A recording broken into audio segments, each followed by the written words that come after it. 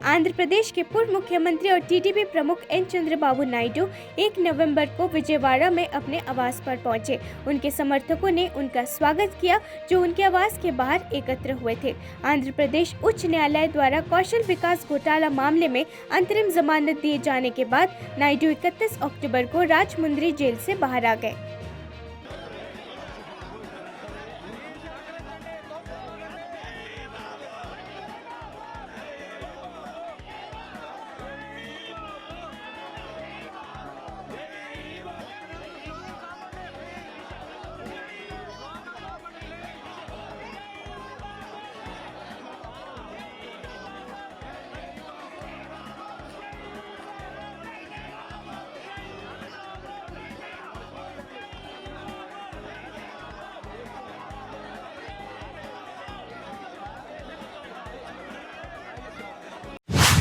इकतीस अक्टूबर को दिल्ली में सीसी की बैठक के बाद कांग्रेस नेता सोनिया गांधी, अशोक गहलोत और मल्लिकार्जुन खड़गे पार्टी मुख्यालय कार्यालय से चले गए।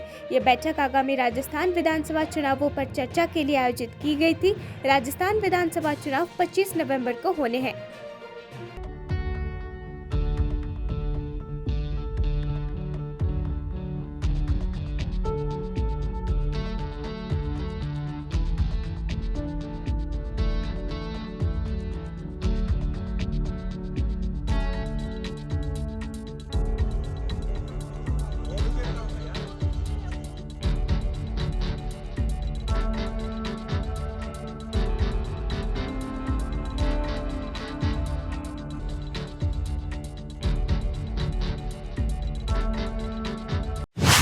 भारतीय नौसेना का पहला IL-38 SD विमान राष्ट्र की सेवा के 44 गौरवशाली वर्ष पूरे करने के बाद 17 जनवरी 2022 को सेवा मुक्त कर दिया गया।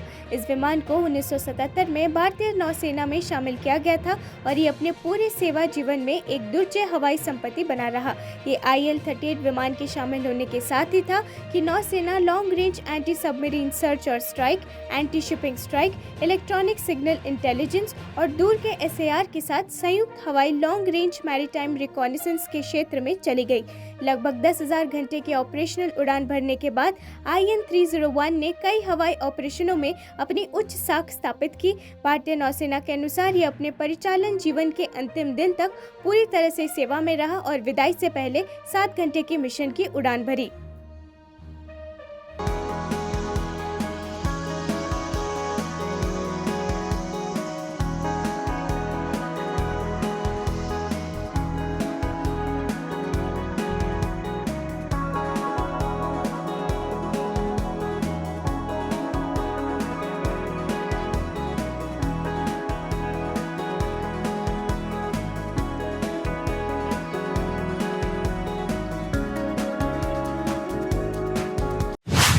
आगामी राजस्थान विधानसभा चुनाव से पहले 31 अक्टूबर को दिल्ली में भाजपा के राष्ट्रीय अध्यक्ष JP नड्डा के आवास पर राजस्थान कोर ग्रुप की बैठक हुई। राजस्थान चुनाव प्रभारी प्रहलाद जोशी, राज्य प्रभारी अरुण सिंह और अन्य भाजपा नेता JP नड्डा के निवास स्थान बैठक में शामिल हुए।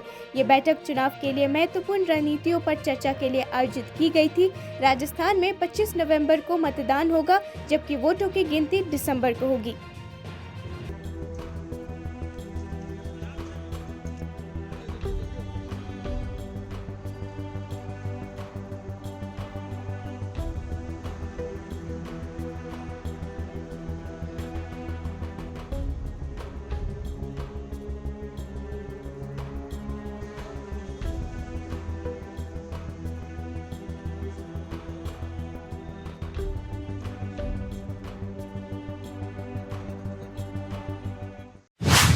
समाजवादी पार्टी प्रमुख अखिलेश यादव ने 31 अक्टूबर को एक प्रेस कॉन्फ्रेंस को संबोधित करते हुए कई विपक्षी नेताओं के कथित फोन हैकिंग मामले की गहन जांच की मांग की।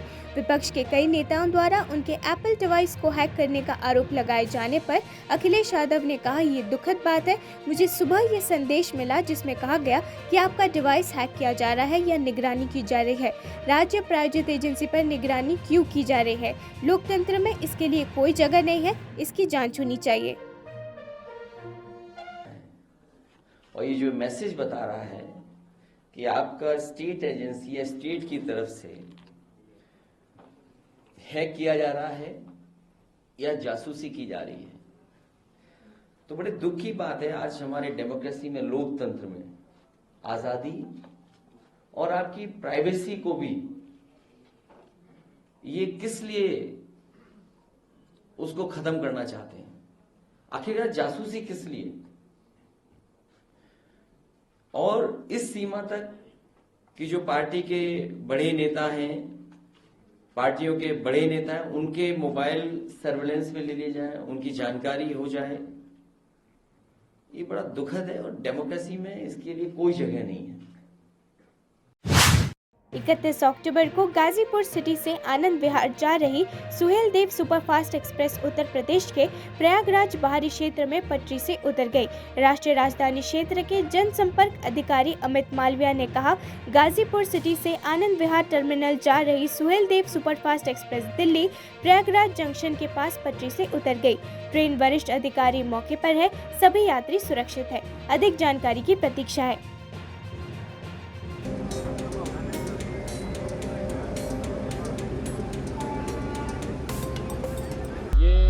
सुहेलदेव एक्सप्रेस है 22-433 गाजीपुर से आनंद विहार टर्मिनल दिल्ली जाने वाली ट्रेन थी।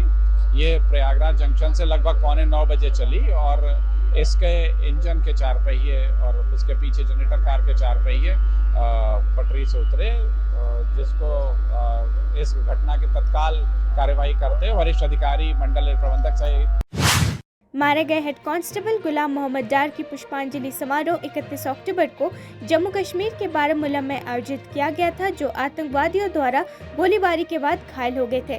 कश्मीर पुलिस ने कहा कि वेलू क्रालपुरा के निवासी घायल पुलिसकर्मी को आतंकवादियों ने उनके घर के बाहर मार डाला था। पुष्पांजलि समारोह में वरिष्ठ पुलिस अधिकारियों और स्थानीय लोगों ने भाग लिया। घटना के बाद सुरक्षा अधिकारियों ने इलाके की घेराबंदी कर तलाशी अभियान शुरू कर दिया था।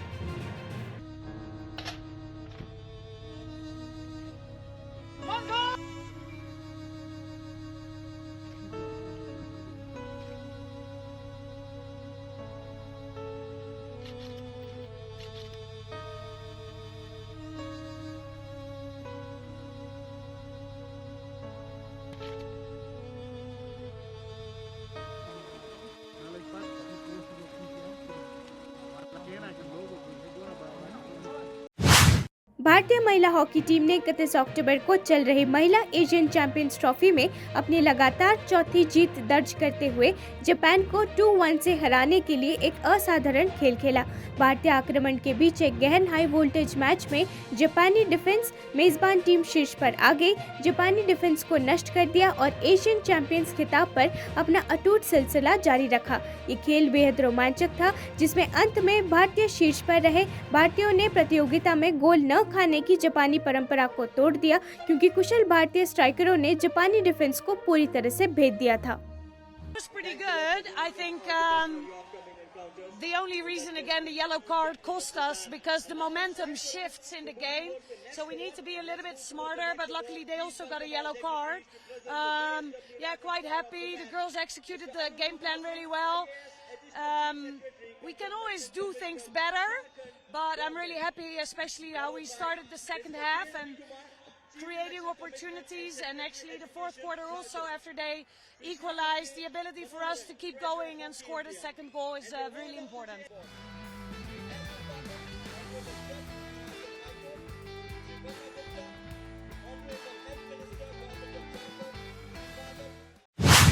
दिल्ली में वायु गुणवत्ता सूचकांक AQI 31 अक्टूबर को भी बहुत खराब श्रेणी में बना हुआ है।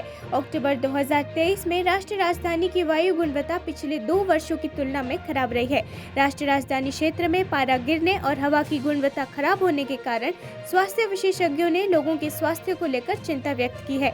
Centre for science and environment के वायु प्रदूषण नियंत्रण सेल के प्रधान कार्यक्रम प्रबंधक विवेक चट्टोपाध्याय ने कहा, वायु गुणवत्ता सूचकांक आज बहुत खराब श्रेणी में है। ये दर्शाता है कि वायु प्रदूषण का स्तर बढ़ गया है। इससे ये भी पता चलता है कि हमारे प्रयास अब तक विफल रहे हैं, क्योंकि पराली जलाने का धुआं अभी तक यहाँ तक नहीं पहुँचा है। अभी हमें अपने नियंत्रण उपायों में सख्ती की जरूरत है, ताकि कार्य योजना को पूरे शहर में लागू किया जा सके।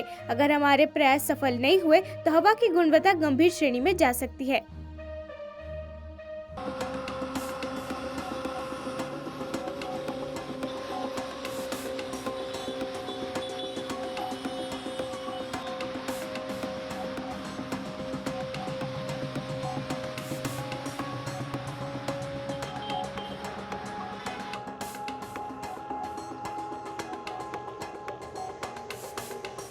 आज प्रदूषण को लेके जो एयर क्वालिटी इंडेक्स है, वायु की गुणवत्ता जो बताता है, वो बहुत ख़राब की श्रेणी में है, जो कि दिल्ली में अभी काफ़ी दिनों बाद आ रहा है।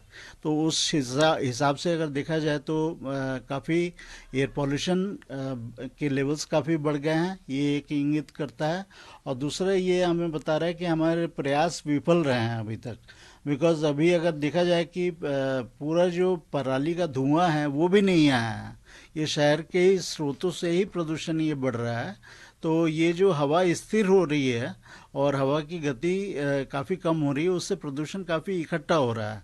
तो इस समय त्रिपुरा के मुख्यमंत्री मानेक शाह 31 अक्टूबर को अगरतला में त्रिपुरा पुलिस विभाग द्वारा आयोजित राष्ट्रीय एकता दिवस कार्यक्रम में शामिल हुए। राष्ट्रीय एकता दिवस हर साल सरदार वल्लभ भाई पटेल की जयंती पर मनाया जाता है। सरदार पटेल ने 1947 से 1950 के बीच भारत के पहले उप प्रधानमंत्री और गृह मंत्री के रूप में कार्य किया। वो एक वरिष्ठ कांग्रेस नेता थे और उन्हें भारत की 550 से अधिक रियासतों को एक देश में एकीकृत करने के लिए याद किया जाता है। उन्होंने महिला सशक्तिकरण पर भी जोरदार तरीके से अपने विचार रखे।